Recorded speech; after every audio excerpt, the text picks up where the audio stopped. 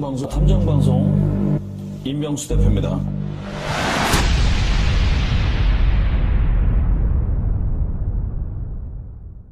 반갑습니다. 임병수 대표입니다.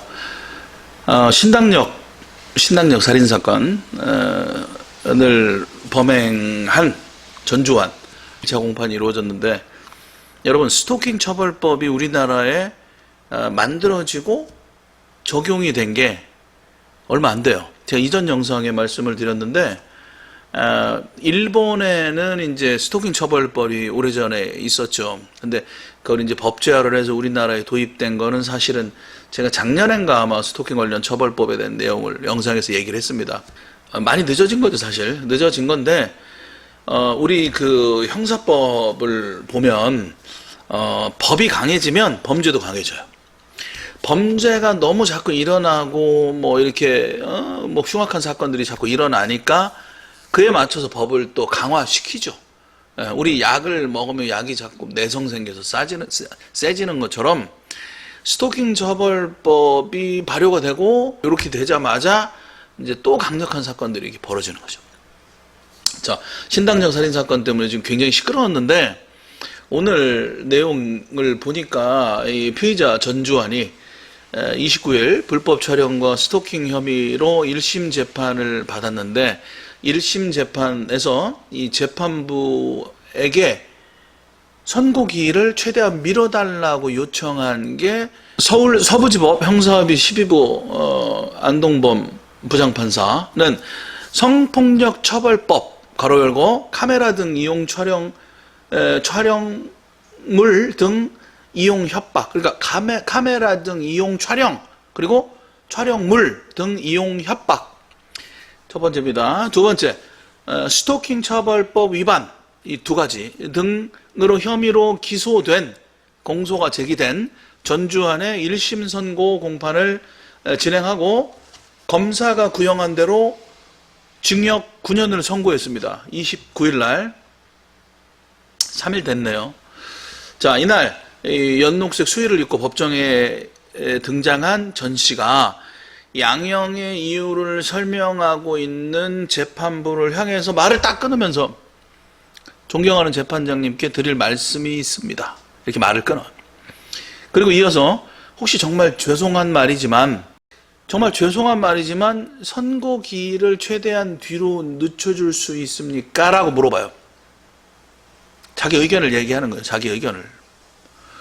그러면서 지금 서울중앙지검에 저의 사건이 하나 걸려있는 게 있는데 그 사건과 병합을 했으면 좋겠다. 그러한 목적도 있고, 첫 번째. 두 번째, 그러니까 자기가 원하는 대로 얘기하는 거예요. 재판부에 지금 중앙지검에 제 사건이 하나 걸려있는데 그거랑 좀 병합을 했으면 좋겠어요. 선고를 좀 미뤄주면 안 돼요? 이렇게 요청을 한 거야. 재판부 말을 끊고. 두 번째,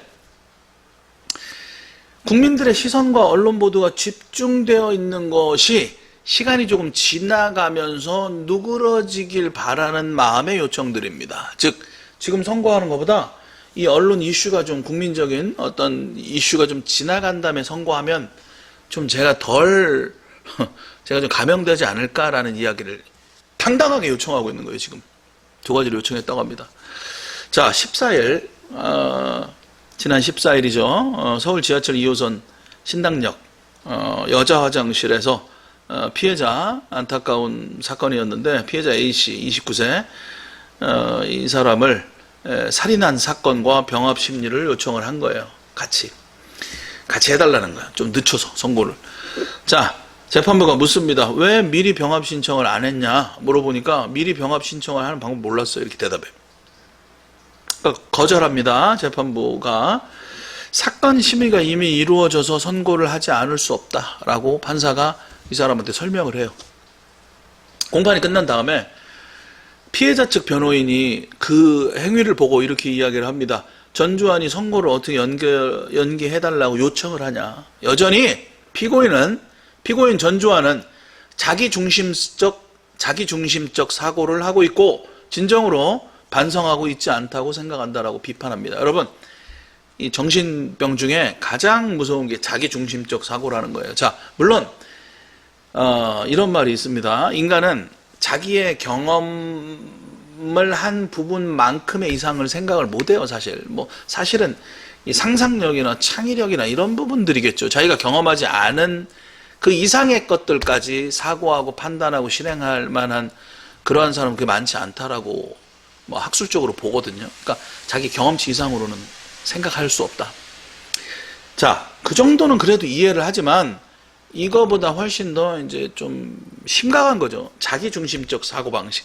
자기중심적 사고방식을 여러분 이제 뭐 서치를 해보시면 하나의 질병이에요, 그게. 아주 지극히 이기적인 거야. 남의 피해나 남이 고통스러워하는 거에 대해 이제 공감을 못하는 거지. 그리고 내가 한번 공격을 하고 계속 공격을 하고 이런 사이코들이 많습니다. 조심하십시오. 지난해 10월 초 서울교통공사 입사 동기인 피해자 A씨에게 고인이 됐지만 불법 촬영물을 전송을 하고 협박하고 메시지를 보내는 등 351회에 걸쳐 불안감을 조성한 혐의를 받습니다. 피해자가 이를 경찰에 신고하자 지난해 11월부터 올해 2월까지 합의를 요구하는 거야. 합의를 요구하면서 문자 메시지를 21회에 보낸 스토킹한 혐의도 있다. 즉 신고를 하니까 그때부터는 신고까지 당할 정도면 내가 좀 잘못했구나. 그렇게 느끼는 게 아니고 네가 날 신고해. 그래서 빨리 이렇게 뭐 고소를 취하해. 이러면서 또 자기가 이제 종용을 하는 거야. 그 협박을 하는 거죠. 자, 이게 이제 전형적인 제가 이전 영상에 그런 얘기 많이 했지만 사이코패스들의 특징이 뭐냐면 다른 사람을 조종할 수 있다라고 믿어요. 내가 타인을 조종하고 길들일 수 있다라고 믿습니다. 심지어는 그럴 만한 내가 특별한 능력이 있다라고 믿는 또라이들이 많습니다. 여러분. 살면서 어떤 덕이 있는 사람을 만나는 축복보다 이상한 인간을 만나지 않는 축복을 항상 빌기를 바랍니다. 전두환이 서울 지하철 2호선 신당역 여자 화장실에서 A씨를 살해한 사건과는 별개로 전두환이 불법 촬영 및 스토킹 한 이 범죄 별개로 사건은 각각 별개로 이제 뭐 재판할 수밖에 없기 때문에 스토킹 선고 하루 전에 전두환이 불법 촬영 및 스토킹 범죄를 한 거를 선고를 하루 앞두고 나서 범행을 했다라는 거예요. 그래서 원래 원래 재판 진행 중이었던 거, 피해자 고인이 신고했던 그날에 대한 이야기를 하는 거예요. 그래서 이걸 이날로 연기했다라는 겁니다. 근데 선고하기 바로 전날 선고 받고 나서 보복살해를 했는데 보복살해 한 거는 또 별개고 불법 촬영 및 스토킹을 한 거 협박하고 이건 또 별개고 또 이 살해한 거는 또 별개니까 어쨌든 이 살해를 일반적인 살해가 아니고 보복살인으로 공소장을 변경을 한 걸로 알고 있는데 보복살인 등의 혐의는 지금 현재 중앙지검이 전담 수사팀을 구성해서 또 별개로 수사를 하고 있어요. 자, 반성의 기미가 없는 거죠. 그렇게 보입니다. 자, 스토킹 발생이 가장 많이 나오는 지역을 보니까 압도적으로 서울이 많습니다. 지난해 10월 스토킹 범죄의 처벌 등에 관한 법률, 1년 된 거예요. 스토킹 범죄의 처벌 등에 관한 법률, 이 법률이 시행 이후에 서울에서 스토킹 범죄 발생이 가장 많았다라고 합니다. 자, 서울에서 스토킹 범죄를 저질러 법정에 서는 비율은 서울에서 발생 비율이 가장 1위인데 이 서울에서 발생한 스토킹 범죄로 인해서 법정에 세우는 비율은 전국에서 최하위입니다. 신당역 스토킹 살인 사건을 계기로 스토킹 범죄에 대한 경각심이 높아졌죠. 그만큼 수사기관이 범죄의 예방 및 처벌에 이제는 더욱더 적극적으로 나서야 한다라는 주장이 계속해서 제기되고 있습니다. 이게 이제 국민의힘 장동혁 의원실에서 받은 자료인데 지난해 10월부터 올 8월까지 전국의 스토킹 범죄가 가장 자주 발생한 지역은 서울이고 그 범죄 건수는 1845건입니다. 그 다음 두 번째 경기 남부 1437건, 그 다음에 인천 592, 부산 459, 경기 북부 442건으로 나오는데 재판에 넘기는 기소율, 그러니까 검사가 기소하는 이 피의자를 재판에 넘기는 기소율은 서울이 전국에서 가장 낮았다. 서울에서 검거된 스토킹 피의자 1719명 중에 재판에 넘겨진 수는 994명, 즉 57.8%에 불과했다. 스토킹 범죄를 저지르고도 절반 가까운 피의자들이 법정에 서지 않는 것이다. 자, 스토킹 피해를 입었다라고 경찰이 신고를 했는데 법정까지 가서 세우는 게 약 반 조금 넘는다라는 얘기입니다. 반면에 기소율이 가장 높은 곳은 울산입니다. 72.7%, 그 다음 경남, 그 다음 전북, 강원 이런 순이에요.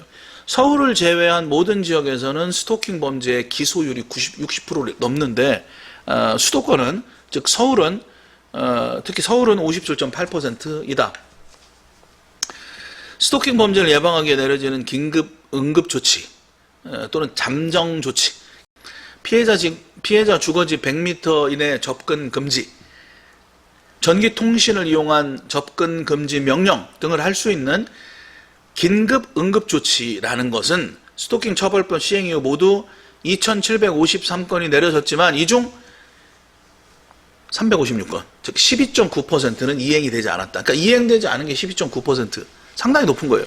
그 다음 접근 금지에 더해서 유치장, 구치소에 유치하는 것까지 할 수 있는 잠정 조치는 4,626건이 이루어졌지만 이 중에 400건, 8.7건, 약 8%에서 9%, 8.7%는 지켜지지가 않았습니다.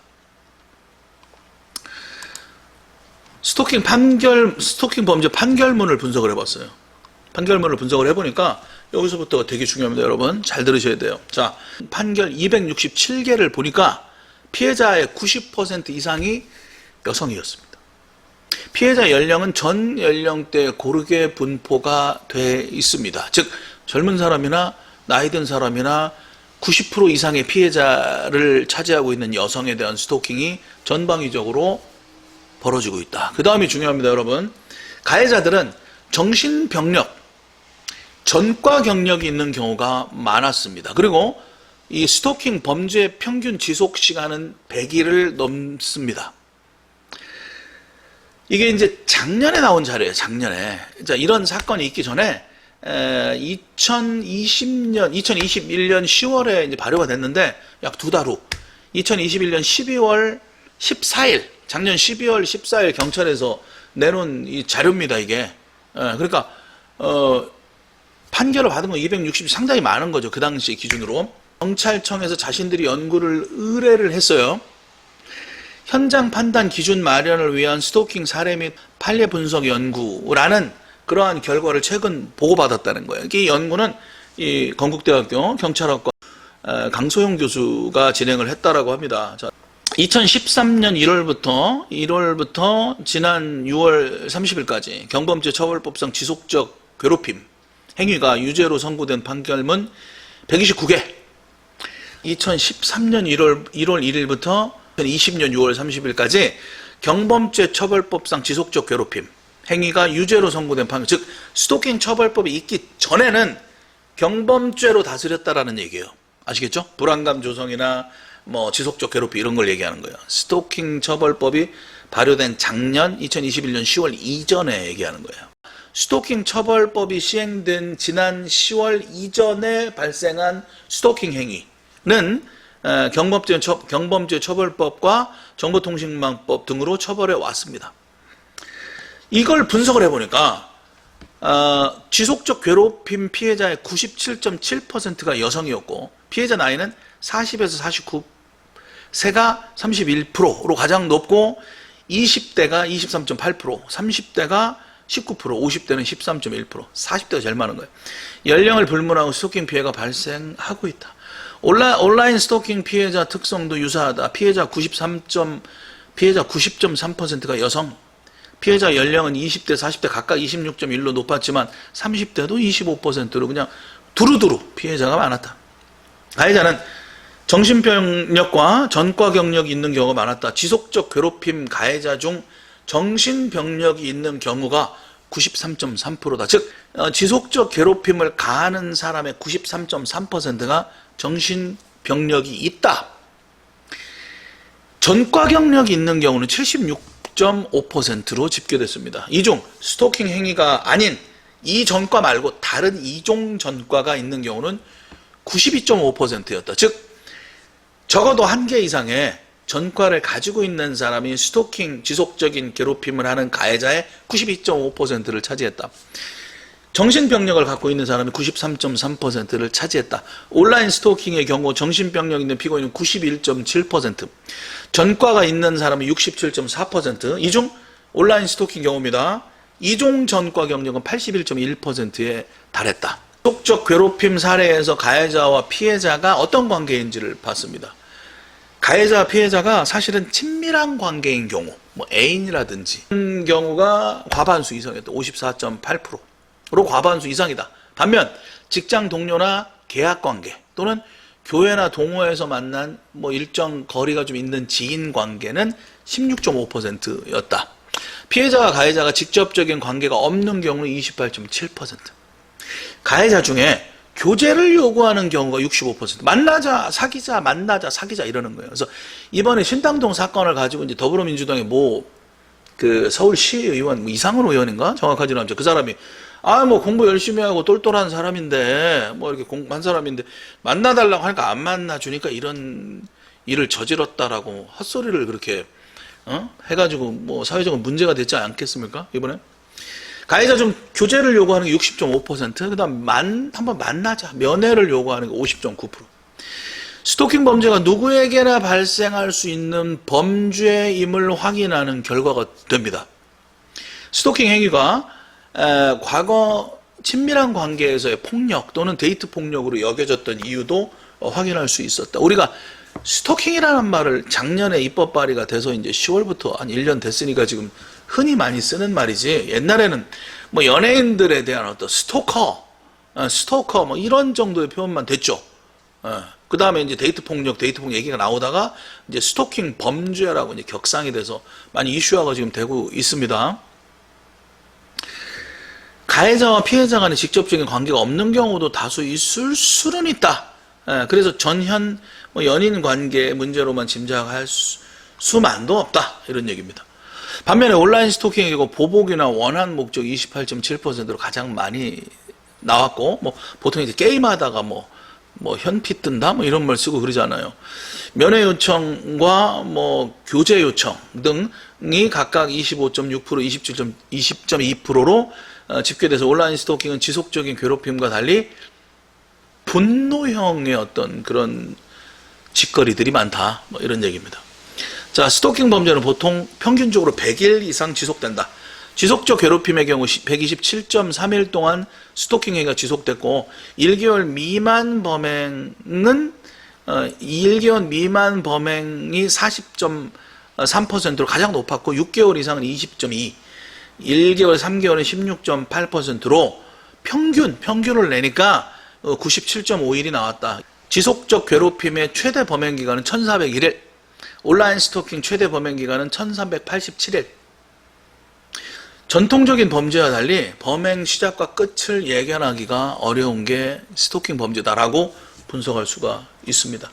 상대방의 의사에 반해서 정당한 이유 없이 상대방 또는 그 동거 가족에 대해서 불안감을 조성하고 공포심을 유발하게 하는 행위 또는 접근하는 행위, 뭐 이러한 것들을 각 유형에 해당하는 행위가 있을 때는 스토킹 범죄가 성립합니다. 이전 영상에서 여러분들이 국가법령정보센터라는 데를 검색해서 들어가시면 각각 어떤 행위가 스토킹 행위에 해당되는지가 많이 기록이 돼 있습니다. 여러분들이 한번 보시길 바라고, 여기서 이제 첨언을 하면, 우리가 이제 탐정 방송이니까 현직 탐정들이 많이 봐요. 예비 탐정들도 많이 보고, 우리 뭐 KCI 우리 제자분들도 많이 보는데, 우리가 이제 현장 활동을 하면서 어떤 미행 추적 잠복 활동을 하는 데 있어서 미행만으로 처벌하는 법적 근거는 사실 없었어요. 지금까지 제가 강의에서 얘기했지만, 근데 작년 10월부터 이제 스토킹 처벌법이 발효가 되면서 제가 이전 영상에서 또는 우리 강의할 때도 뭐 많이 얘기를 하는데, 스토킹 처벌법으로 처벌될 소지를 완전 배제할 수 없습니다. 탐정들이.